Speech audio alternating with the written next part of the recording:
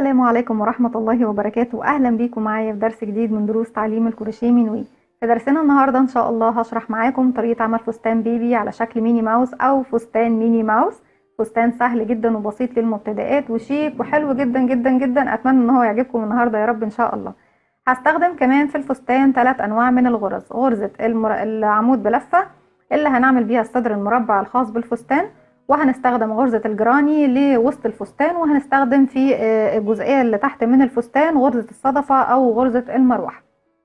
وبنستخدم كمان 3 ألوان للفستان بتاعنا: اللون الأحمر، وطبعا ده فستان ميني ماوس، واللون الأبيض اللي هي الصدر المربع هيكون بيه، واللون الأسود اللي هو شكل ميني ماوس نفسه. وهنشوف هنعمل كل حاجة دلوقتي ازاي. الخيوط اللي بطبق بيها دي خيوط للتطبيق بس مش للملابس. الخيوط اللي هتستخدموها للملابس زي ما اتفقنا قبل كده بتكون خيوط قطن او خيوط صوف مخصصة للبيبي علشان ما تسببلوش حساسية او اي متعب. وزي ما اتفقنا قبل كده بردك ان المتوفر في السوق حاليا خاص بالبيبي افضلهم هو اليس بيبي، بيكون حلو جدا. وكمان لمرضى الحساسية بالنسبة للكبار ممكن تستخدموا النوع دوت من الخيط، بيكون حلو جدا وما بيعملش اي مشاكل او متاعب للمرضى الحساسية. هستخدم ابرة رقم 2 ملم، وكل الاصواف طبعا اللي هي بتكون بنفس السمك دوت، وهي عامه غالبيه الاصواف بتكون بنفس السمك دوت، واليس بيبي بردك بنفس السمك دوت بيكون حلو ليه ابره رقم 2 ملم او 3 ملم. وطبعا هنستخدم المقص والمقاس بتاعنا. طيب هنشوف دلوقتي نقدر نحدد المقاس بتاعنا ازاي على الصدر المربع. احنا هنشتغل النهارده بصدر مربع. الصدر المربع طبعا اي مقاس لاي فستان سواء صدر مربع او صدر دائري بنحدد المقاس في البداية على اساس مقاس محيط الراس او دوران الراس للطفل اللي احنا بنشتغل له الفستان. يبقى دلوقتي اول حاجة بنعملها في الفستان ان احنا بنحدد المقاس على اساس دوران الراس. سواء معايا بقى جدول مقاسات او معيش جدول مقاسات وبعمل على الطفل نفسه، بمسك الطفل نفسه وبجيب مثلا يعني باجي عند راسه بقيس. هنعتبر دي طبعا الراس اللي قدامنا الطفل.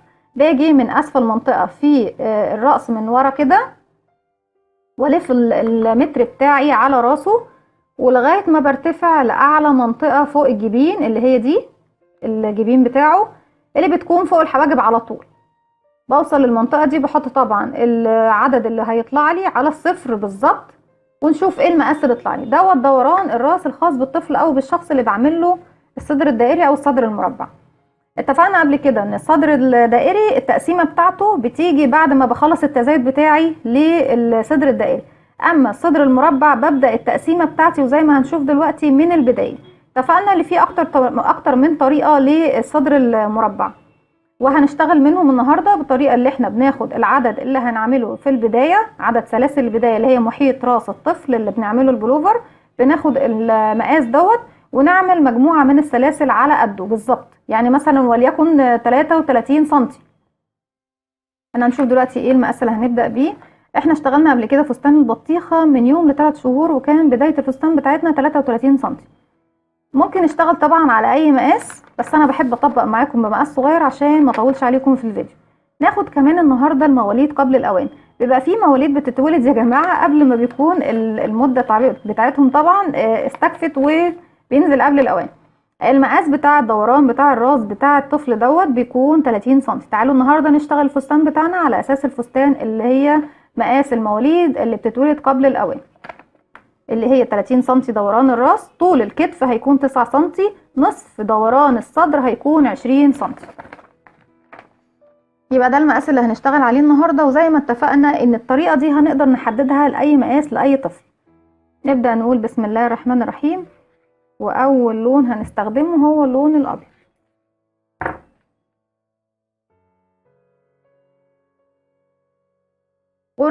الغرزه اللي هنبدا بيها الفستان بتاعنا او الصدر المربع بتاعنا هي غرزة العمود بلف. طيب اتفقنا ان احنا محتاجين للبداية سلاسل البداية اللي هي دوران الراس 30 سنتي. يعني انا عايزة بالظبط 30 سنتي اللي هي عند ال30 هنا. اتفقنا بنقيس من عند السنتيمتر مش من عند الانش. طيب انا عايزة 30 سنتي، هشغل سلسلة توازي 30 سنتي. بسم الله الرحمن الرحيم. اول حاجه طبعا بنبدا نعملها عقده البدايه.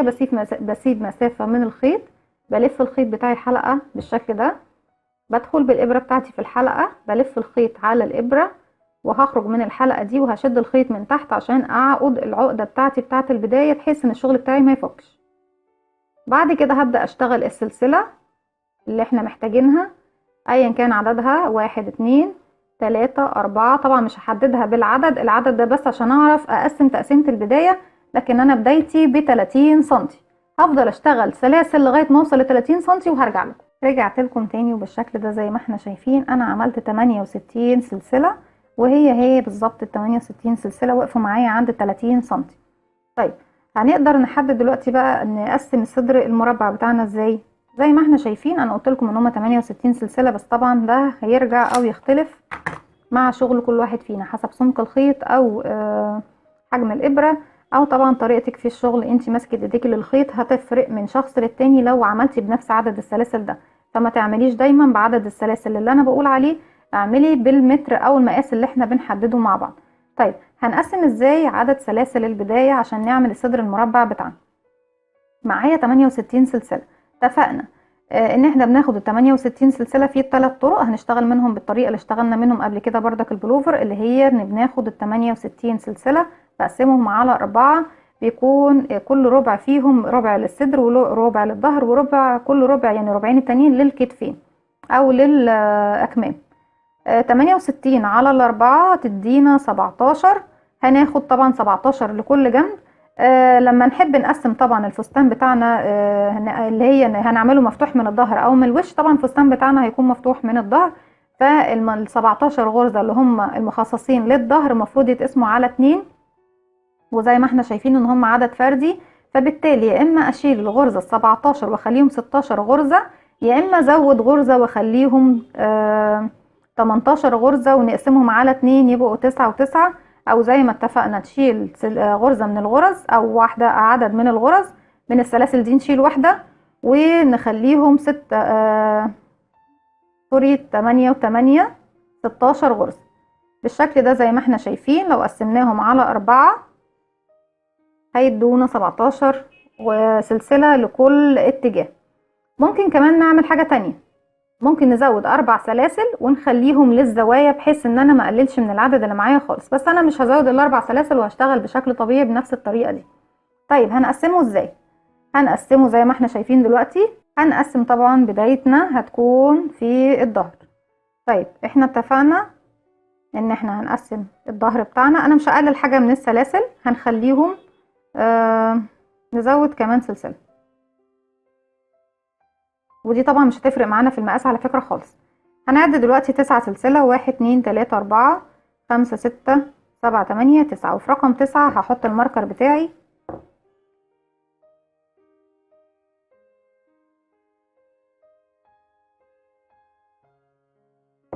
تاني نعد عشان نأكد العدد، 1 2 3 4 5 6 7 8 9، دي رقم 9، دي اللي هنعمل فيها الزاوية بتاعتنا.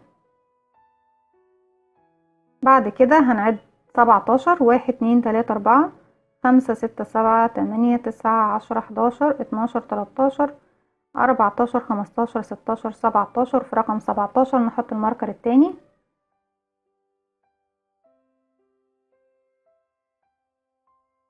تاني نعد 17، 1 2 3 4 بس نعدل السلسلة بتاعتنا، 1 2 3 4 5 6 7 8 9 10 11 12 13 14 15 16 17.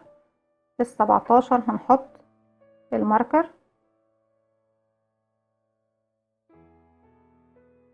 هي اي واحدة 17 سوري، لازم ناخد بالنا يا جماعة من الموضوع ده قوي. 1 2 3 4 5 6 7 8 9 10 11 12 13 14 15 16 17. تاني هنعد 17، 1 2 3 4 5 6 7 8 9 10 11 12 13 14 15 16 17.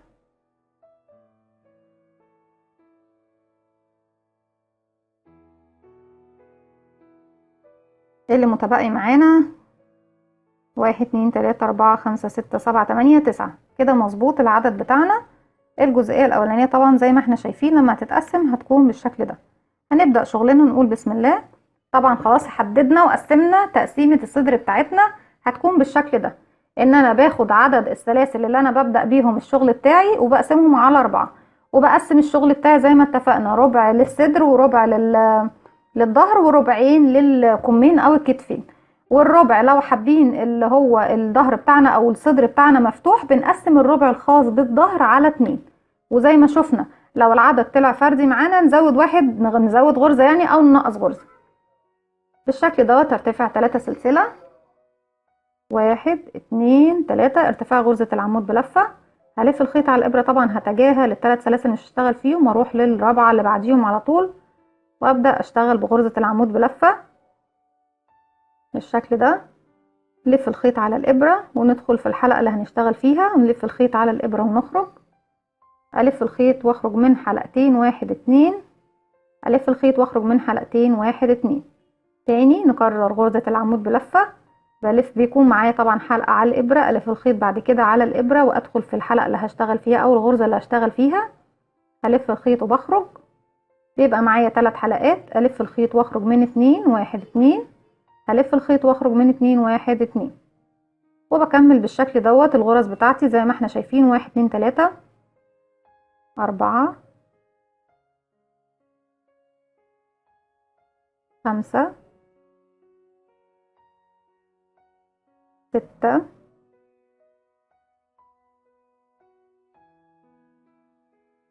7 8. وصلنا للمكان اللي فيه الماركر، هي رقم 9. هشيل العلامة بتاعتي وهشتغل غرزة صدفة. غرزة الصدفة بتكون مكونة من ايه؟ 2 عمود بلفة وسلسلتين و2 عمود بلفة في نفس الفراغ. يعني دلوقتي ادي عندي 1 عمود بلفة، تاني هدخل في نفس الفراغ هو واشتغل غرزة تانية، كده 2، وهشتغل سلسلتين 1 2، هروح تاني لنفس الفراغ واشتغل 2 عمود بلفة كمان، 1 2. وده دايما المكان اللي انا هبدأ اعمل فيه التزايد بتاعي في كل سطر. شفنا كده الزاوية بتاعتنا اهي بدأت خلاص، كمان هي لو تاخدوا بالكم بدأت تربع معايا لوحدها. وبعد كده هبدأ اشتغل على باقي السلاسل اللي هتقابلني، كل سلسلة فوقيها عمود بلفة. ادي 1 2 3. صدر المربع كله هنشتغله بغرزة العمود بلفة زي ما احنا شفنا وشرحتها دلوقتي قدامكم. كده العدد معايا كام؟ 1 2 3 4 5. انا بعد بس لكن خلاص احنا محددين فممكن ما تعدوش. 6 7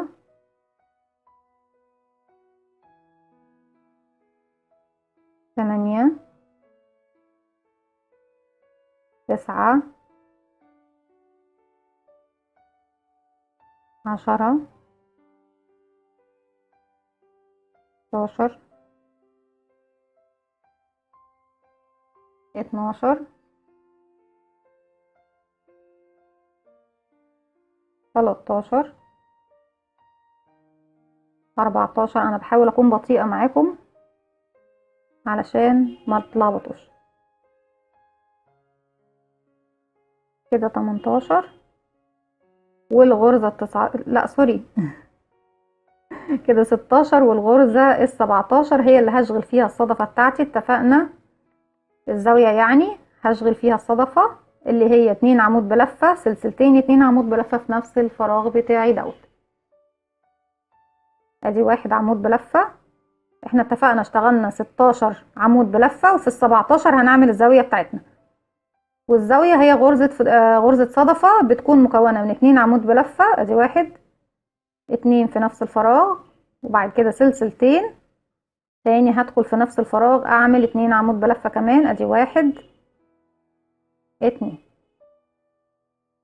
ودي نفس الغرزة اللي هنشتغل بيها الفستان بتاعنا من تحت اللي هو الديل بتاع الفستان. بعد كده ببدأ اكمل زي ما احنا مشينا دلوقتي بالشكل دوت. همشي على كل الغرز بغرزة عمود بلفة على كل السلاسل دي لغاية ما اوصل للزاوية هشتغل غرزة صدفة. اتفقنا 2 عمود بلفة سلسلتين 2 عمود بلفة في نفس المكان اللي انا حاطه فيه الماركر ده، وبعد كده بكمل الفستان بتاعي بعمود بلفه فوق السلاسل لغايه ما اوصل للزاويه الاخيره، بعملها بنفس الطريقه. هكمل لغايه ما اوصل لنهايه السلاسل لاول سلسله، هكمل لغايه ما اوصل لاول سلسله وارجع لكم بنفس الطريقه اللي شرحناها دلوقتي. رجعت لكم تاني بالشكل ده وخلاص انا خلصت الزوايا بتاعتي كلها واشتغلت على اول سطر زي ما شفنا، وخلصت كمان ال9 سلاسل الاخرانيين. هنشوف دلوقتي الشكل بتاعنا هيكون ايه. زي ما احنا شايفين اساسا خلاص الصدر بتاعنا اتحدد وباين، يعني بانت الرسمه بتاعته من اول سطر اهو. الشكل بتاعنا بيكون دوت الصدر، دي منطقه الصدر، ودي كتف وده كتف وده منطقه الظهر بالشكل ده زي ما احنا شايفين. خلاص بدأ الشكل يبان معانا وخلاص خلصنا من موضوع التقسيم دوت. وبتكون دي اهم حاجة عندنا في الفستان اللي هو بيتعمل من الصدر المربع. تقسيمة الصدر المربع اتفقنا بتكون في البداية. في نهاية السطر من نفس المكان اللي انا واقفة فيه هرتفع 3 سلسلة، 1 2 3، وهلف الشغل بتاعي الناحية التانية وهبدأ اشتغل فوق كل عمود بلفة عمود بلفة زيه لغاية ما اوصل للزاوية. هوريكم نشتغل فوقيها الصدفة نشوف ازاي. هنلف الخيط على الابرة. اول عمود انا ارتفعت فوقيه انا خلاص اشتغلت فيه، يعتبر ان انا اشتغلت فوقيه. هبدأ اشتغل الباقي. ادي 1 2 3 4 5 6 7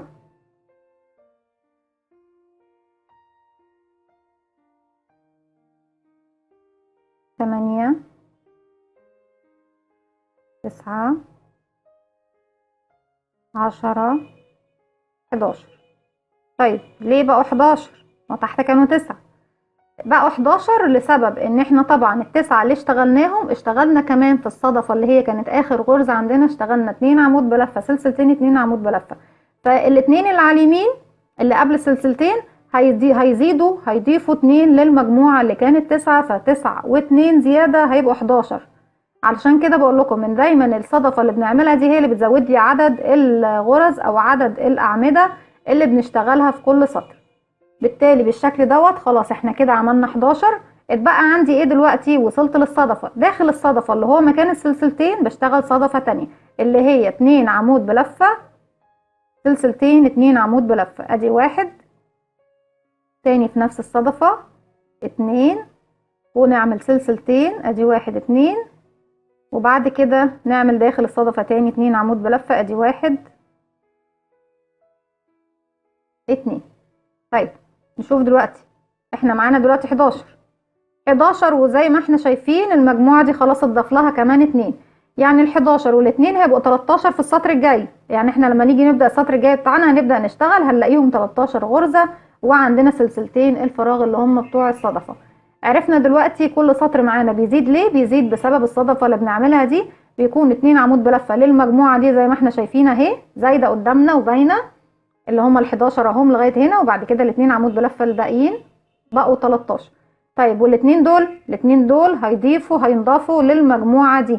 المجموعة دي طبعا في النص زي ما احنا شايفينها هنبص نلاقيها خدت 2 عمود بلفة من الناحية دي و2 عمود بلفة من الناحية دي، يعني ال17 زادوا طبعا 2 و2 بقوا كام؟ 17 19 21 السطر اللي جاي هيزيدوا كمان 4 يبقى 25. فبالتالي المجموعة اللي في النص دي بتزيد 2 من هنا و2 من هنا، ودي بردك مجموعة في النص هتاخد 2 من هنا و2 من هنا، ودي بردك ولغاية النهاية دي اللي هتاخد 2 بس، لان زي ما احنا شايفين احنا دلوقتي كمان 2 من هنا و2 من هنا اللي هي المجموعة دي نص المجموعة التانية اللي هي دي بقية الظهر، فهي كمان. فهنلاقي ان كل مجموعة معانا مكونة من 17 غرزة خدت 2 من الصدفة دي و2 من الصدفة دي في كل سطر زيادة. بكمل طبعا بنفس الطريقة دي.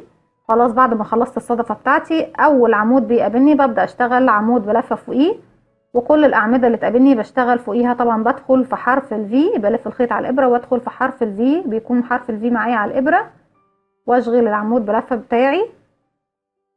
بفضل طبعا اشتغل عمود بلفة فوق كل عمود بلفة لغاية ما بوصل للزاوية بتاعتي.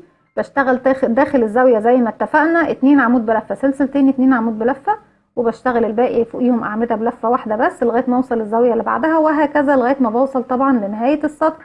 هكمل طبعا لغايه ما اوصل لنهايه السطر، وكمان برتفع بالشكل دوت لغايه ما اوصل لاي مقاس. طيب المقاس اللي انا بوقف عنده التزايد بتاعي ان انا بفضل ارتفع بالسطور بتاعتي بنفس الطريقه دي، ان انا بوصل لاخر السطر كده وبرتفع 3 سلسله، وبفضل امشي على الاعمده اللي تقابلني لغايه ما اوصل للزاويه، وبنشتغل بنفس الطريقه اللي حددناها دلوقتي.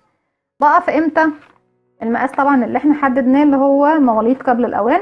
اول حاجه خدناها طبعا واشتغلنا بيها، واسفه طبعا على الخط بتاعي، دوران الراس. اول حاجه خدناها اللي هي كانت 30 سنتيمتر.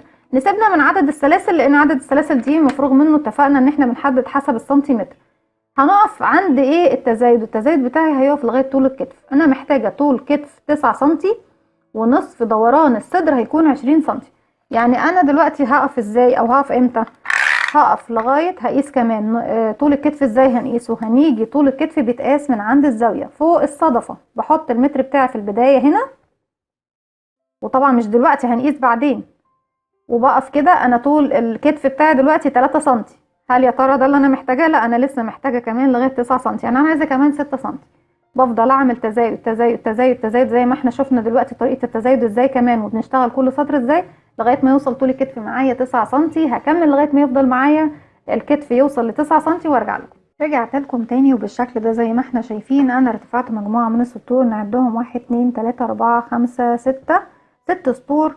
هنشوف دلوقتي اذا كنا هنوقف التزايد بتاعنا بالطريقه اللي احنا شرحناها وبنشتغلنا بيها، ولا لسه هنكمل تزايد. طيب اتفقنا بنوقف التزايد امتى؟ لما اوصل لطول الكتف للطفل اللي انا بعمل له الفستان او البلوزه او الجاكيت، ايا كان طبعا الشيء اللي بنشتغله بالصدر المربع. طيب انا بقيس من عند دوران الرقبه لغايه طبعا نهايه الكتف للطفل، ايا كان طبعا سنه. زي ما اتفقنا بقيس طول الكتف بتاعه، وليكن احنا طبعا اتفقنا ان مقاس الكتف الخاص بالسن اللي احنا بنشغله الفستان النهارده 9 سم. يعني انا هقف عند بدايه الزاويه هنا، باجي طبعا عند اي زاويه من الزوايا. يعني انا ما بقيس كده، ما باجيش من هنا واقيس من هنا الشكل ده، لا، انا باجي عند الزاويه بتاعتي اللي هي الصدفه بتاعتي، بحط الصفر عند بدايه الرقبه هنا، وبوصل لنهايه الصدفه. لازم اقف عند 9 سم. او طبعا بالنسبه لحضرتك او اي حد طبعا بيشتغل يا جماعه، هيقف عند طول الكتف الخاص بالطفل اللي بيشغله الفستان، ايا كان طبعا الفئه العمريه او سنه. المقاس بتاعي وصل ل 9 سم بالظبط زي ما احنا شايفين اهو. طيب ايه تاني حاجه او تاني عامل بنوقف عنده التناقض التزايد بتاعي؟ امتى اعرف اذا انا مش محتاجه ان انا اتزايد تاني ولا لا؟ محتاجه اعرف نص دوران الصدر، او بالنسبه لي مقاس الصدر دوت اللي احنا اشتغلناه من الزاويه دي للزاويه دي، ده مقاس الصدر عندي. طيب هحط الصفر بتاعي عند بدايه الزاويه، واحط ال20 عند نهايه الزاويه. طلع المقاس معايا مظبوط جدا، بس احيانا طبعا مش بيطلع معايا المقاس مظبوط، ممكن يقل سنتي، ممكن يزيد سنتي. لو زاد معايا السنتي انا مش هقول مشكله، عشان السنتي ده مش هيفرق معايا في الشغل. لكن لو قل معايا سنتي ولا 2 سنتي او ايا كان المقاس اللي هيقل عندي، فانا هضطر ان انا ازوده. في حالتين عندنا للزياده، يا اما بشتغل سطر كمان على الكتف، يعني بعمل سطر كمان تزايد بحيث ان السنتي دوت او ال2 سنتي دول يزيدوا معايا في السطر اللي بعده، يا اما انا بزود المقاس دوت تحت الباط او تحت الابط بالنسبه للفستان. يعني انا مثلا لو جيت تنيت الفستان بتاعي المربع، الصدر المربع بتاعي بالشكل ده كده اهو، انا دلوقتي دول ال20 سنتي بتوعي مظبوطين، انا مش محتاجه ازود عليهم اي حاجه. طيب دلوقتي لو واحده فيكم اشتغلت اي مقاس بقى، ايا كان المقاس اللي بتشتغله، لان فعلا المقاسات بتختلف من طفل للتاني، جيت لقيت دلوقتي نص دوران الصدر. انا لو لفيت دوران الصدر ده عباره عن ايه؟ اني بلف المتر بتاعي كله من تحت الابط على الطفل لغايه ما اوصل للصفر بتاعي اللي في المتر دوت، يعني بحط الرقم اللي هوصل له فوق الصفر. ده بيكون دوران الصدر. الدوران دوت باخده بقسمه على 2، وباخد النص بتاعه، هو بيكون عندي نص دوران الصدر اللي انا بوقف عنده التزايد بتاعي. طيب انا دلوقتي دوران الصدر او نص دوران الصدر بتاعي لو انا ما كملش ال20 معايا، محتاجه ان انا ازود. اتفقنا هتزودي سطر في التزايد، يعني هشتغل كمان سطر اللي هو يعتبر السطر السابع. او الطريقه التانية ان انت تيجي بعد ما طبعا حددتي بالماركر بتاعك، هنا اهو انت عندك اهي دي زاويه، خلينا بنفس اللون نكون منسقين. ودي زاوية تانية عند نص الزاوية طبعا، وبقفل الماركر بتاعي بالشكل ده. طيب هتعملي ايه؟ هاجي هشتغل طبعا بالغرزة اللي انا هشتغل بيها، ايا كانت بقى الغرزة اللي بشتغل بيها. هاجي هشتغل من بداية السطر بتاعي بالشكل دوت، من هنا اشتغل اشتغل اشتغل لغاية ما اوصل للمكان اللي انا قافلة فيه الزاويتين، وبزود سلاسل عدد. يعني مثلا انا وقفت هنا، وليكن مثلا انا وقفت هنا اهو، دي اخر حاجة انا اشتغلتها. هاخد طبعا الخيط على اساس ان احنا شغالين نشتغل مثلا 1 2 3، هعتبر دي اخر حاجة انا شغالة عندها.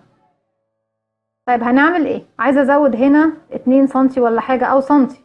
السنتي ده مثلا هيكون كام سلسلة؟ 1 2 3، هنقيسه طبعا ال3 سلاسل. طبعا المفروض ان ده عمود بلفة مش 3 سلاسل يا جماعة. فهنا بعد العمود بلفة برتفع 3 سلاسل، وبروح في المكان التاني على طول في الزاوية، وبشتغل العمود بلفة التاني. فبالتالي المسافة بتاعتي اللي هي كانت ناقصاني انا زودتها في المكان ده. وعلى اساس دوت دي الطريقة التانية اللي انا بزود بيها في الفستان او في صدر المربع. لكن طبعا عشان ما يحصلش لخبطة، علشان شكل الفستان بتاعي ما يكونش مثلا تحت الابط زيادة ومش شكله مظبوط معايا، انا افضل ان انتوا تشتغلوا سطر زيادة في التزايد، هيديكي المقاس اللي انت هتقفي عنده. طيب دلوقتي انا خلاص وصلت لنهاية السطر كده، المقاس بتاعي مظبوط. طب مش هنعمل تزايد تاني، انا كده التزايد بتاعي مظبوط الحمد لله، والمقاس بتاعي مظبوط 9 سنتي للكتف، وكمان نص دوران الصدر كان ال20 سنتي اللي احنا محتاجينه.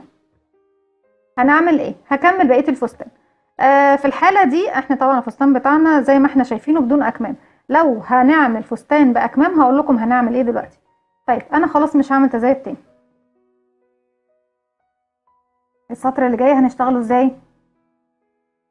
هنشتغله طبعا انا هقفل كمان الظهر بتاعي اهو. من المكان اللي انا واقفه فيه هرتفع سلسلتين 1 2، وهروح للمكان اللي هناك على طول ده في 3 سلسله ارتفاع، وهقفل بغرزه منزلقه. بدي لنفسي براح علشان الظهر بتاعي. مش حابين تدوا السلسلتين دول من نفس المكان اللي انا واقفه فيه، هروح على طول مباشره لاول عمود او ثالث سلسله ارتفاع، وبقفل بغرزه منزلقه اهو. بس طبعا لو هتشغلوا هنا بغرزة الحشو، افضل طبعا ان انتوا تعملوا سلسلتين بتديكم مسافة لما تيجي تشتغلي غرزة الحشو وتقفليها على بعضها بالشكل دوت. احنا بصوا احنا كده قافلين، فهتلاقوا الشكل بتاعي مقفول على بعضه كده مظبوط. لكن انا لو جيت اشتغلت بغرزة الحشو هتحسوا ان المكان بعيد عن بعضه شوية، فافضل ان انتوا تشتغلوا سلسلتين بالشكل ده. احنا هنا دلوقتي نرتفع ارتفاع العمود بلفة 1 2 3، وهبدأ بقى اشتغل الفستان بتاعي بشكل طبيعي. في المرحلة اللي جاية هبدأ اشتغل بغرزة الجراني. غرزة الجراني بنشتغلها ازاي؟ هي بتعتمد معايا على غرزة العمود بلفة. نشوف دلوقتي هنشتغلها ازاي. ارتفعت 3 سلسلة وهعتبرها اول عمود بلفة موجود معايا. هبدأ اشتغل كمان 1 2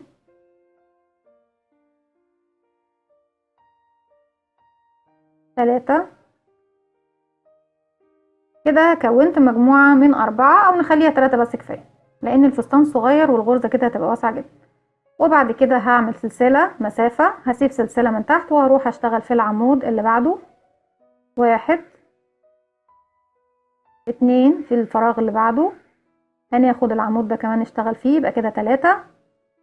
في المرحلة دي هعمل سلسلة وهسيب سلسلة من تحت مش هشتغل فيها، هروح للي بعدها واشتغل عمود بلفة، واللي بعدها عمود بلفة، واللي بعدها عمود بلفة.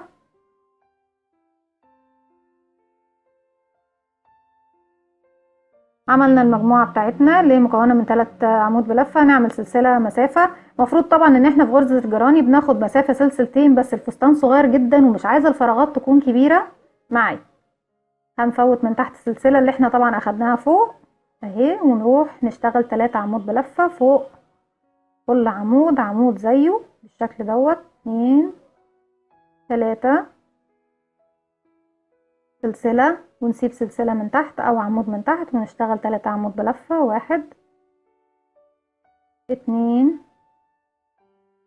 3 سلسلة، 1 2 3، نسيب واحدة ونشتغل 1 2 3. طيب انا فوق الزاوية، طب هعمل ايه في المرحلة دي؟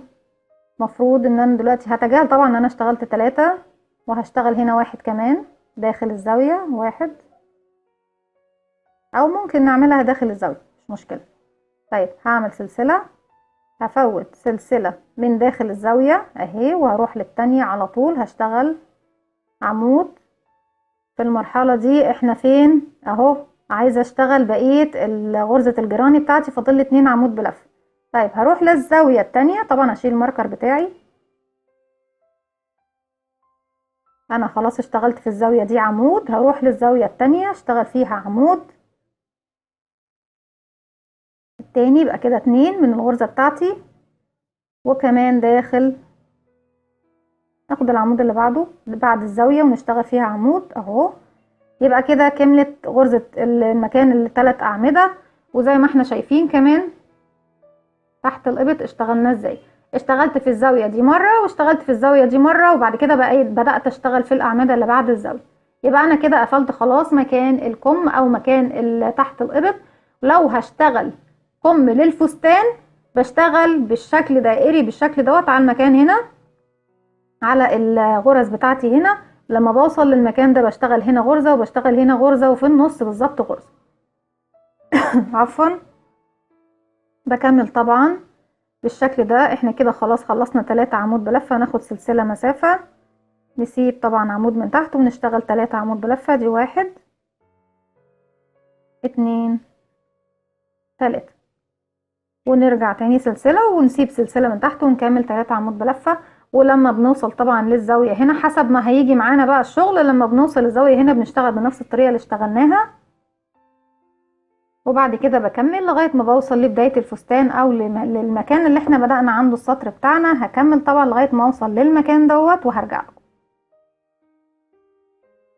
رجعت لكم تاني وبالشكل ده وصلت لنفس المكان اللي انا كنت بدأت منه السطر بتاعي. في المرحلة دي انا اخر مجموعة عندي مفروض اشتغلها 3، جه عندي 2 عمود بلفة ومفيش مكان تاني اشتغل فيه، اشتغلت في الفراغ المفروض اللي هو قبل ما اقفل عشان اكمل المجموعة بتاعتي. وبعد كده سلسلة واروح اقفل في تالت سلسلة ارتفاع انا ارتفعت بيها في السطر بتاعي او في اول عمود اشتغلته بالشكل دوت، علشان خاطر المجموعة بتاعتي كلها تبقى كاملة. السلسلتين اللي احنا طبعا كنا نشتغلهم كانوا يساعدوا معانا طبعا في بالعدد بالظبط في المرحلة دي. طيب غرزة الجراني هنبدأ نشتغلها ازاي دلوقتي؟ احنا بس السطر اللي فات ده احنا مجرد ان احنا عملنا لها اساس. طيب هبدأ اشتغل في غرزة الجراني ازاي؟ هشتغل في الفراغات بس ما بشتغلش على الاعمدة. طيب عشان اوصل للفراغ ده هعمل ايه؟ همشي بغرزة منزلقة فوق الاعمدة اللي تقابلني كلها لغاية ما اوصل للفراغ. مشيت ب3 منزلقة دلوقتي فوق ال3 اعمدة اللي انا كنت شغالاهم من تحت، وهبدأ اشتغل تحت فوق الفراغ في الفراغ اللي تحت ده. هشتغل بداية اول عمود طبعا نرتفع 3 سلسلة، 1 2 3، داخل الفراغ هشتغل كمان 3 عمود بلفة، ادي 1 2 3. دايما في كل فراغ هنشتغل 4 عمود بلفة، ارتفعنا 3 سلاسل واعتبرناهم اول عمود معايا، وبعد كده اشتغلت 3 عمود بلفة. هشتغل سلسلة مسافة وهروح هسيب ال3 عمود بلفة اللي اشتغلناهم دول واروح للفراغ اللي في النص واشتغل 4 عمود بلفة، ادي 1 2 3 4. زي ما احنا شايفين بدأت شكل غرزتنا تبان وتكون اوضح. تاني هشتغل مسافة سلسلة واروح للفراغ اللي بعده، هسيب طبعا ال3 اعمدة واشتغل 4 عمود بلفة، دي 1 2 3 4. سلسلة مسافة نسيب ال3 عمود بلفة دول ونروح في الفراغ اللي هو فوق السلسلة نشتغل 4 عمود بلفة، دي 1 2 3 4. وهكذا بكمل بقى الراوند بتاعي كله بنفس الغرزة دي اللي هي غرزة الجراني. عرفنا ازاي كمان عملنا لها سطر تأسيس عشان نشتغلها، وبدأنا نرتفع. عشان نرتفع طبعا ونيجي عند الفراغ هنا مشيت بمنزلقة على الأعمدة اللي أنا مش هشتغل فوقيها لغاية ما وصلت للفراغ، ارتفعت 3 سلاسل واشتغلت بنفس الطريقة اللي شفناها دي. طبعا تحت الإبط احنا خلاص ماشيين بشكل طبيعي، ما عندناش مشكلة. فوق السلسلة اللي احنا واخدينها فراغ هي اللي هنشتغل فوقيها الأربعة عمود بلفة بتاعتنا بتوعنا، وبعد كده بناخد سلسلة فراغ وبنكمل ونشتغل في الفراغ اللي بعده. هكمل طبعا لغاية ما اوصل لبداية السطر وارجع لكم. رجعت لكم تاني وبالشكل ده خلاص انا خلصت الراوند بتاعي، وصلت للنهاية، نهاية السطر. انا خلصت الاربعة عمود بلفة. هاخد مسافة سلسلة بعديهم وهروح لتالت سلسلة ارتفاع في المجموعة اللي قدامي على طول، وهقفل بغرزة منزلقة بالشكل دوت. بدأ الشكل بتاعنا يبان اهو. طيب عايزة ابدأ السطر الجديد بتاعي. انا اللي هيواجهني دلوقتي، اللي هيقابلني دلوقتي هي اعمدة بلفة، فمش هشتغل فوقيها، انا بشتغلش غير الفراغ. فوق الفراغ غرزة الجراني بشتغل بس في الفراغات. طيب همشي بغرزة منزلقة فوق كل غرزة تقابلني بالشكل ده. ادي 1 2 3 4. وصلت للفراغ، من مكان الفراغ برتفع 3 سلسلة، 1 2 3، واعتبرها اول عمود معايا. فاضل لي 3 كمان عشان اكمل المجموعة اللي هي 4. اشتغل داخل الفراغ بتاعي 1 2 3. كده كملت المجموعة بتاعتي 4 عمود بلفة، 3 سلاسل الارتفاع اول واحد، والتلاتة عمود بلفة اللي اشتغلناهم يبقوا 4. هرتفع سلسلة، دي مسافة. هسيب ال3 عمود بلفة اللي تحت واروح للفراغ اشتغل 4 عمود بلفة، 1 2 3 4 سلسلة، وبروح للفراغ اللي بعده وبشتغل بنفس الطريقة دي. برتفع بالطريقة دي كمان سطرين او 3 سطور حسب طبعا طول الوسط اللي انتوا حابينه. هكمل ال3 سطور بتوعي، يعني السطر اللي انا شغالة فيه ده وكمان سطرين عليه وهرجع لكم. رجعت لكم تاني وبالشكل دوت انا اشتغلت بعد السطر اللي احنا اسسنا بيه غرزة الجراني، اشتغلت كمان 4 سطور بغرزة الجراني. وزي ما انتم شايفين بدأ شكلها او خلاص شكلها ظهر وبقت جميلة قد ايه. في المرحلة اللي جاية هنبدأ نشتغل بغرزة الصدفة او المروحة، بس هي الاسم الاساسي بتاعها بصراحة هي غرزة الصدفة، بس في ناس بتقول المروحة في ناس بتقول الصدفة، علشان هي بتبقى جاية بالشكل دوت بشكل نص دايرة. في المرحلة دي انا خلاص هنا وقفت هنا وقفلت كمان بغرزة منزلقة. همشي لغاية الفراغ لان بردك غرزة الصدفة بنشتغلها في الفراغ. همشي بغرزة منزلقة على كل الاعمدة اللي قصادي. اتفقنا ما بنشتغلش ولا غرزة الجراني على الاعمدة ولا كمان هنشتغل غرزة الصدفة على الاعمدة. غرزة الجراني او غرزة الصدفة دايما بنشتغلها في الفراغ اللي في النص.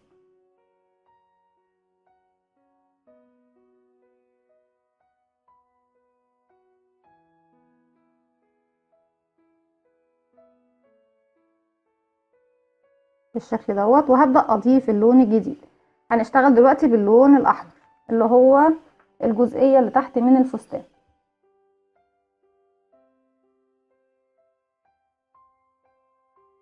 بجيب الخيط والفه على الهواء، طبعا بسيب جزئية من الخيط تأمن لي الشغل بتاعي.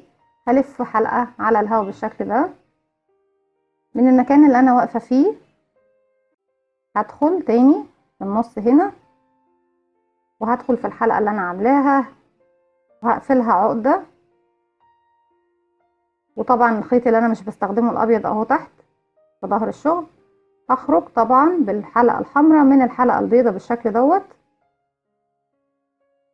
وبعد كده طبعا خلاص انا مش هشتغل بالخيط الابيض، هقصه وهسيب طبعا مسافة بردك من الخيط الابيض واقص. وبعد كده هربط طرفين الخيط الابيض في الاحمر، الطرفين اللي احنا مش بنشتغل بيهم.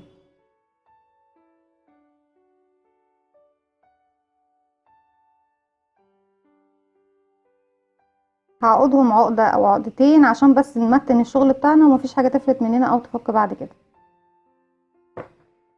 بعد كده ببدأ اشتغل غرزة الصدفة بتاعتي. غرزة الصدفة بتكون مكونة داخل الفراغ دوت هنشتغل 3 عمود بلفة، 3 سلسلة، 3 عمود بلفة. هرتفع 3 سلسلة ارتفاع غرزة العمود بلفة، 1 2 3، وهنعتبره اول عمود بلفة موجود معايا في المجموعة اللي في الصدفة دي. تاني في نفس الفراغ هنشتغل كمان 2 عمود بلفة، 1 2، وبعد كده 3 سلسلة، 1 2 3، ونخش تاني في نفس الفراغ. وزي ما انتم شايفين اللي هما الخيط اللي مش بستخدمه انا جايباه في ظهر حرف الفي، بحيث ان انا اشتغل عليه هو كمان عشان امتنه في المكان. تاني في نفس الفراغ اتفقنا 3 عمود بلفة، دي 1 2 3 من نفس المكان اللي انا واقفة فيه. بس ثواني بس هعمل حاجة، الخيوط دي لان طبعا انا لو بشتغل الغرزة بتاعتي في المكان دوت، الخيوط دي طبعا هتتدرى معايا تحت الشغل، لكن زي ما انتم شايفين انا لو جبتها من هنا لهنا هتبقى في المكان ده كله هي سايبة معايا ومش متأمنة.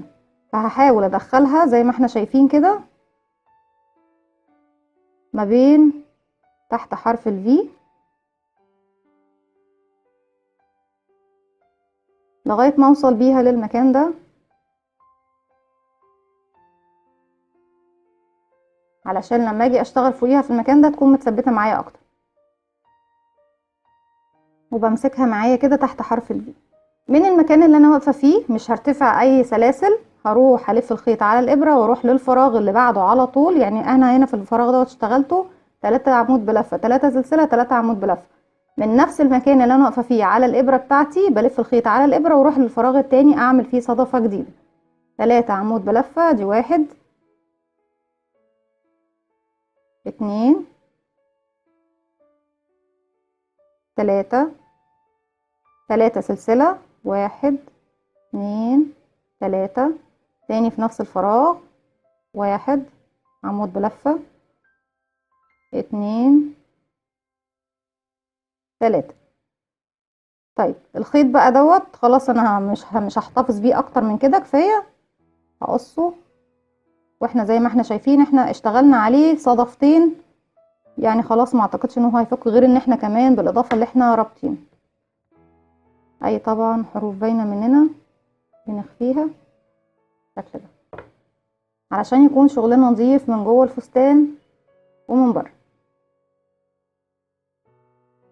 وبقيه الراوند بتاعي كله بشتغله بنفس الطريقه. في كل صدفه انا من نفس المكان اللي انا واقفه فيه زي ما احنا شايفين ما برتفعش اي سلاسل، بروح مباشره الف الخيط بتاعي على الابره واشتغل 3 عمود بلفه في داخل الفراغ، و3 سلسله تاني، و3 عمود بلفه داخل الفراغ في نفس المكان. هكمل طبعا الراوند بتاعي كله، ولما اخلص الراوند او السطر بتاعي هرجع له بالشكل دوت. انا خلاص خلصت الراوند او السطر بتاعي. طب هقفله فين؟ هقفله في ثالث سلسلة ارتفاع في اول صدفة انا اشتغلتها في بداية السطر بتاعي. هروح لثالث سلسلة، 1 2 3، وهدخل في حرف الفي وهقفل بغرزة منزلقة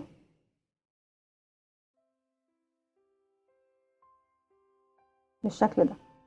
طيب السطر اللي بعده هنشتغل فين؟ من نفس المكان اللي انا فيه؟ لا مش هشتغل من نفس المكان اللي انا فيه، اتفقت بشتغل فوق السلاسل في الفراغ اللي هي بيكون فوق السلاسل. همشي بمنزلقة فوق كل الأعمدة، ادي 1 2 3، وصلت للفراغ بتاعي. هبدأ اشتغل الصدفة اللي بعدها. طيب قبل ما اشتغل الصدفة اللي بعدها هرتفع بس 3 سلاسل ارتفاع عمود بلفة، ادي 1 2 3. سيبها شوية، هنبدأ نشوف بس شكل الغرزة بتاعتنا. هو مش هيبان ويوضح دلوقتي طبعا، هيبان ويوضح لما نشتغل اكتر من سطر، بس انا حبيت اوريكم شكله برضه. بدأ الشكل يكون جميل جدا. طيب عايزين احنا دلوقتي زي ما احنا شايفين المقاس دوت اهو، لا انا عايزه الفستان بتاعي كمان يبدأ يوسع كده. طب انا عايزه ادي وسع، هزود ازاي بقى في الغرزه اللي انا معايا دي؟ وهي زي ما احنا شايفين احنا بنشتغلش غير في كل فراغ. طب ازاي ازود المساحه؟ انا عايزه كده ادي وسع، اعمل ايه؟ هنشوف دلوقتي. انا في الصدفه دي المفروض تحت في الصدفه بتاعتي من تحت كنت بشتغل 3 عمود بلفه، 3 سلسله، 3 عمود بلفه. علشان ادي مسافه اكتر او مساحه اكتر واوسع الفستان بتاعي هزود في الصدفه نفسها. طب ازاي هنزود في الصدفه نفسها؟ يعني بدل ما كنت بعمل 3 عمود بلفه هعمل 4 عمود بلفه و3 سلاسل و4 عمود بلفه. 3 سلاسل ارتفاع نعتبرهم عمود بلفه معانا، يبقى كده 1. هنشتغل كمان 3 عليه عشان نكون 4، 2 3 4 و3 سلاسل، 1 2 3. تاني في نفس الفراغ هدخل واعمل 4 عمود بلفة. السطر ده كله هيبقى 4 عمود بلفة، 3 سلاسل، 4 عمود بلفة، علشان نزود المساحة بتاعة الفستان او ديل الفستان يكون واسع معانا. 2 3. ودي طريقة التزايد في غرزة الصدفة عامة، يعني بوجه عام. زي ما احنا شايفين بتبدأ المساحة معانا تزيد، تحت كانت اصغر هتبدأ فوق تكبر، وبنفس الطريقة بفضل ازود في كل سطر عمود بلفة على كل صدفة. هروح هنسيب طبعا المكان دوت مش هشتغل فيه، اللي هو ما بين الصدفتين، يعني المكان اللي بين الصدفتين ده مش هعتبره فراغ، ده مش فراغ مش هشتغل فيه. هروح للفراغ اللي فوق السلاسل، انا بشتغل بس فوق السلاسل. هروح اشتغل 4 عمود بلفة، ادي 1 2 3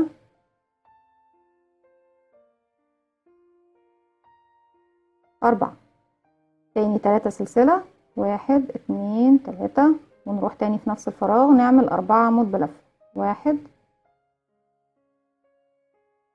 2 3 4. وهكمل طبعا الراوند بتاعي بنفس الطريقة. اتفقنا زي ما احنا شايفين اهو بدأت الصدفة بتاعتنا شكلها يبقى جميل جدا ويبان اكتر.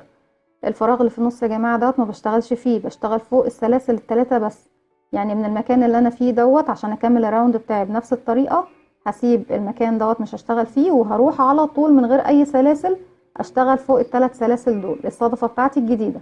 اتفقنا السطر ده كله زودنا عمود بلفة على كل مجموعة من مجموعات الصدفة الواحدة، يعني المجموعة دي بقت 4 بدل 3، ودي كمان بقت 4 بدل 3.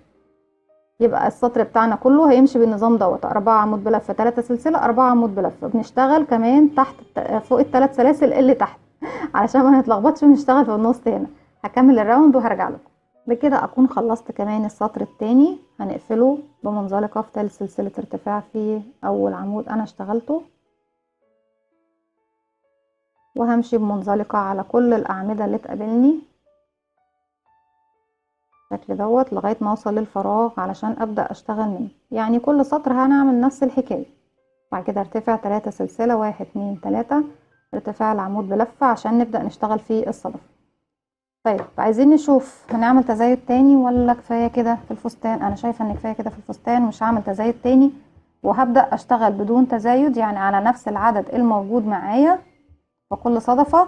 لو حابين طبعا تعملوا تزايد اكتر هتزودوا بنفس الطريقة اللي اتفقنا عليها، لكن لو مش حابين نعمل تزايد هنشتغل على نفس العدد اللي احنا عاملينه. يعني انا ممكن اشتغل على كده باقي الفستان بتاعي، ممكن مثلا اشتغل بنفس العدد 4 عمود بلفة، 3 سلسلة، 4 عمود بلفة لمسافة 3 أو 4 أو 5 سطور كمان. لو حابين تزودوا عن كده المقاس طبعا، لو في طفل او الطفلة الطفلة اكبر من كده في السن، هنزود بنفس الطريقة. ان انا لما بحب ازود في المساحة بتاعتي داخل الصدفة بزود في الاعمدة اللي داخل الصدفة نفسها. يعني انا لو كنت هزود في السطر اللي جاي كنت هشتغل داخل الصدفة 5 عمود بلفة، 3 سلسلة، 5 عمود بلفة. ولو هزود تاني يبقى 6 عمود بلفة، 3 سلسلة، 6 عمود بلفة. هي دي طريقة التزويد في غرزة الصدفة زي ما احنا شايفين بالطريقة دي. بس انا شايفة كمان ان هي كده يدوب مظبوطة جدا جدا جدا، وممكن كمان ما كناش نزود السطر ده، بس انا حبيت اوريكم طريقة التزايد بتمشي ازاي.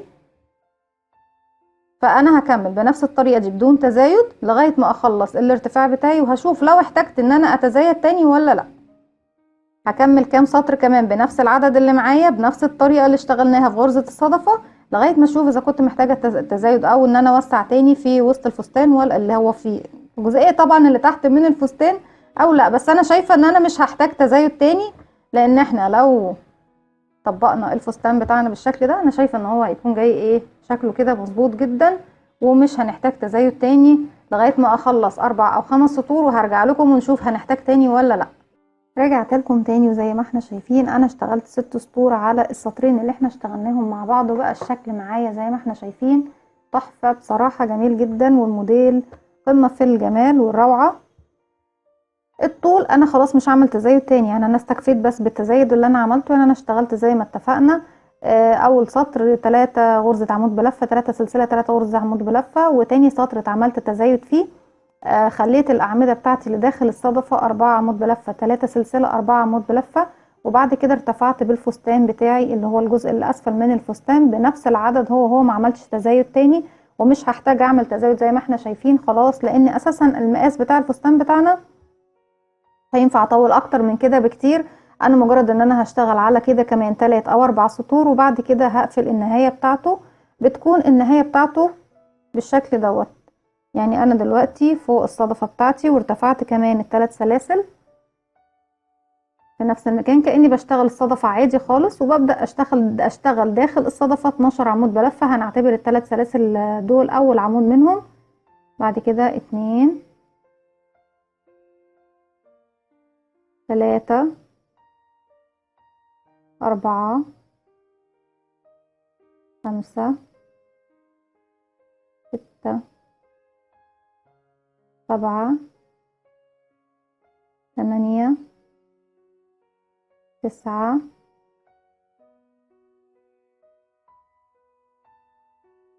10 11. هشتغل 11 بس دلوقتي، علشان لما اجي في نهاية السطر هشتغل اخر عمود اللي هو رقم 12 هنا في المكان ده بردك في البداية، وهشوف دلوقتي هقول لكم ازاي. طيب انا دلوقتي اشتغلت، اعتبر ان انا اشتغلت ال 12 بس، احنا اتفقنا ال 12 هكمله في نهاية السطر. دلوقتي اشتغلت 11 عمود بلفة.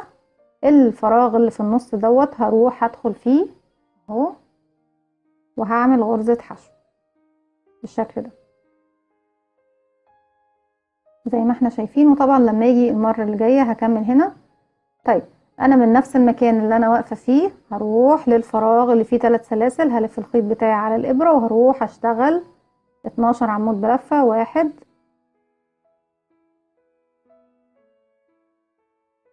2. ولما اجي بقى اخلص انا كده هشتغل ال 12 وهروح للفراغ دوت واشتغل غرزة حشو. طيب احنا هنا في نهاية السطر دوت انا هوصل للمكان ده هشتغل 12 غرزة عمود بلفة في الصدفة دي، وهشتغل غرزة حشو هنا. بعد كده هعمل هنا عمود بلفة وهفصل الخيط بتاعي، يعني هخلص الشغل بتاعي بالشكل دوت. لاني انا لو ما كنتش عملت هنا غرزة الحشو وهنا عمود بلفة اللي هو رقم 12، هبص الاقي الشغل بتاعي هنا مش هعرف اقفل. فعلشان كده قلت لكم هنشتغل هنا في نهاية السطر اللي يعتبر احنا لما نخلصه هيكون دي اخر صدفة عندي، هشتغل فيها 12 عمود بلفة، وهنا هشتغل غرزة حشو، وهشتغل هنا عمود بلفة 1 بس، وهقفل بمنزلقة في تالت سلسلة ارتفاع اللي هي في اول عمود دوت، هتكون كملت معايا ال 12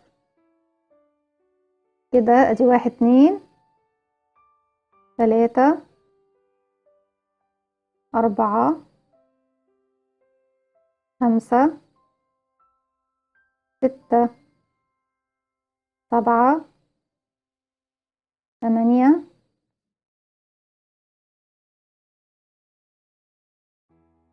9 10 11 12. ودي اللي بنسميها بردك هي بقى دي غرزة المروحة زي ما احنا شايفين. فاحنا دي الصدفة ودي المروحة، بس احنا لو جينا اشتغلنا هنا ال3 سلاسل في النص بتكون الصدفة بتاعتنا، فعشان كده دايما بنسمي الغرزتين دول صدفة او مروحة. بعد ال 12 عمود بلفة بروح مباشرة بدون اي ارتفاع في الفراغ اللي في النص وبشغل غرزة حشو. وطبعا دي للفستان بتاعي كله بيكون بنفس الشكل دوت زي ما احنا شايفين. بكمل طبعا لغاية ما اخلص الراوند وبوصل لهنا زي ما اتفقنا، بشتغل 12 عمود بلفة وهنا غرزة حشو، وبكمل هنا بس العمود بلفة الاخير، وبعد كده بقفل بغرزة منزلقة في ثالث سلسلة وبفصل الخيط بتاعي خلاص، وبداري بقى الخيط الزيادة تحت ايه السلاسل. طيب دلوقتي احنا كده اعتبر ان انا خلصت الفستان، انا بس فاضل لي 3 سطور بنفس العدد، وهعمل النهايه زي ما وريتكم بالظبط بنفس الطريقه دي بغرزه المروحه. طيب ايه اللي فاضل لي في الفستان دلوقتي؟ بعضكم لو هيحب يعمله بالكم، اتفقنا ان احنا هنشتغل الكم بتاعنا، هنوصل خيط هنا في المنطقه دي في النص هنا، وبعد كده هبدا ارتفع 3 سلسله واشتغل بالعمود بلفه داير حوالين كل الاعمده الموجوده عندي هنا دي، واقفل بمنزلقه هنا في البدايه في ثالث سلسله ارتفاع ارتفعتها، وتاني سطر برتفع 3 سلسله وبكمل بنفس العدد، بس اخر سطرين بعمل فيهم تناقص في اول الغرز وفي نص الغرز. يعني مثلا التناقص بيكون عندي هنا في المكان ده، والتناقص التاني بيكون في المكان ده. ده لو حابين ان طبعا الاسوره بتاعه الكم تكون اضيق شويه من تحت. لو مش حابين ان هي تكون اضيق وتشتغلوا بنفس العدد ويكون الكم بنفس الوسع، هتشتغلوا لغايه النهايه بشكل طبيعي جدا، مفيش مشكله. دلوقتي انا اللي فاضل لي اني اعمل شكل ميكي علشان نطرز او نزين الفستان بتاعنا باللون الاسود. هجيب اللون الاسود، وطبعا انا هشتغل دلوقتي مجرد 3 دواير، انا عملت منهم الدايره الكبيره، وعايزاكم تراجعوا على فيديو الدايره. طبعا التزايد في الدايره هي دايره عاديه خالص ما فيهاش اي مشاكل. وعملت كمان دايره صغيره، وهعمل معاكم دايره صغيره دلوقتي اللي هي الودن، وهنعمل الودن التانية. بمسك الخيط، بسيب مسافة من الخيط صغيرة بس تكون كافية تأمن لي الشغل، بلف بعمل حرف الاكس على ايديا اهو تاني، بلف صباعي الناحية التانية، بدخل من تحت الحلقة الاولى واسحب الحلقة التانية معايا، وخرج الخيط من صباعي. زي ما احنا شايفين الخيط بيكون الطرفين داخل الدايرة السحرية بتاعتي. هرفع الخيط المتصل بالبكرة وهعمل 3 سلسلة. واحد، طبعا احنا قفلنا بواحدة، اهم حاجة طبعا بنعمل سلسلة نقفل الدايرة بتاعتنا. هرتفع كمان سلسلتين عشان يكون 3 المجموع بتاعي ارتفاع غرزة عمود بلفة. داخل الدايرة السحرية دي هشتغل 11 عمود بلفة، ومعانا 3 سلسلة يعني هي تعتبر عمود بلفة، يبقى معايا 12 عمود بلفة. يبقى كده معايا 1 2 3 4. وطبعا يا جماعة اللي عايز يراجع الدايرة السحرية او يراجع معايا طريقة التزايد في الدايرة، هيلاقي الفيديوهات موجودة في القناة. 1 2 3 4 5 6 7. الطرف بتاع الخيط القصير ده انا بضايق بيه المركز بتاع الدايرة دي، هشده كده هيضيق معايا الدايرة. 8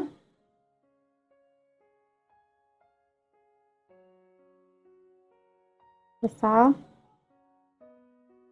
10 11 12. بعد كده بشد سنتر الدايرة، بشد الخيط القصير ده خالص بالشكل ده، بقفل الدايرة بتاعتي خالص، وبروح اقفل بمنزلقة في تالت سلسلة ارتفاع انا ارتفعتها في اول عمود بالشكل دوت. كده عملنا الدايرة. بعد كده طبعا المفروض ان الدايرة دي كمان كانت بنفس الشيء، بس تزايدت بقى في السطر اللي بعده، بشتغل فوق كل غرزة مرتين. السطر اللي بعده بشتغل فيه التزايد بتاعي بيكون في الغرزة رقم 2، يعني واحدة بدون تزايد والتانية فيها تزايد. السطر اللي بعده بيكون اول واحدة ما فيهاش تزايد وتاني واحدة ما فيهاش تزايد. التزايد بيكون في رقم 3. انا اشتغلت لغاية التزايد رقم 3 بس، لكن طبعا في الودان زي ما احنا شايفين صغيرة، مش هشتغل اكتر من كده.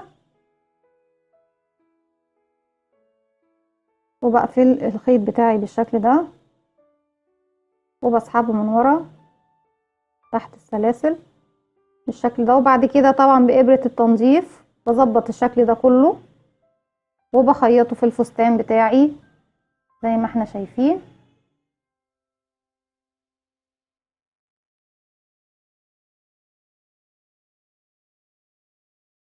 بيكون شكل ميكي معايا او ميني، سوري دي بنوتة. بعد كده بجيب فيونكة صغنطوطة، بعمل فيونكة صغيرة. الفيونكة طبعا بنعملها من اللون الاحمر من الفستان، بس الفيونكة دي كانت موجودة عندي، احنا اشتغلناها لو تفتكروا مع بعض في اللي هي تلبيسة الاقلام. ده بيكون الشكل بتاعي النهائي. الفستان ميني ماوس، شكل بسيط وغرزه سهلة. اشتغلنا بغرزة العمود بلفة وغرزة الجراني وغرزة الصدفة وغرزة المروحة كمان. ولو ناخد بالنا ان هي التلات او الاربع غرز دول كلهم معتمدين على غرزة العمود بلفة. بنعمل منها اشكال زي ما احنا شايفين غرزة العمود بلفة، بس مجرد الاعداد ان احنا بنتحكم في الاعداد وبنعدها بطريقة صحيحة وبنشتغل بيها بطريقة صحيحة، بتدينا اكتر من شكل واكتر من غرزة. دي كانت فكرتي النهاردة. اتمنى يا رب الفستان النهاردة ينول اعجابكم. لو عجبكم الفيديو اعملوا لي لايك وشير وسبسكرايب، واستنوني في فيديو جديد من وي.